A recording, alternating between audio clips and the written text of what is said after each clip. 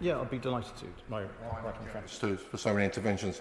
And then as a former Northern Ireland Minister myself, I'm very pleased that this bill is coming forward, even though I probably agree with some of my former colleagues that it might need a little bit of tweaking, which we can discuss as we go through. But there is one language which we've not discussed. We've discussed Chinese, Mandarin, Polish. The British Sign Language came into statute after these agreements were done. How does the British Sign Language and the people that rely on the British Sign Language be affected by this bill going forward? So actually, again, and I thank the my honourable friend for that intervention. It was briefly mentioned in debate. I believe an amendment was a probing amendment was tabled on this matter in the other place, and it is not reflected within this because it is part of British Sign Languages.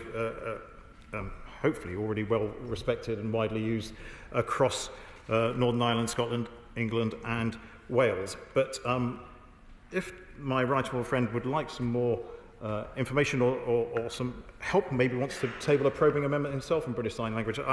When a member of the European Parliament tabled amendments to make sure that sign language was available in the different languages that the European Parliament used at the time. And I believe it's vital for us to be able to communicate with all parts of society. But this package is purely about what was agreed back in January 2020 in New Decade, New Approach, and British Sign Language was widely in use at that point in time.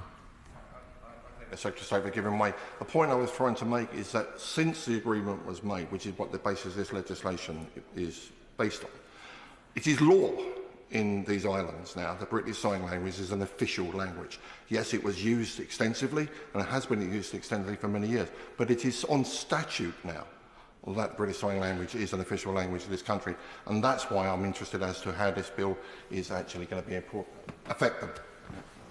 Now, I hear what the honourable gentleman is saying. I mean, it's not reflected in this bill at this point in time. So I'm sure he can add some expertise and some wise counsel as to whether this is indeed the right place for any addition of that type.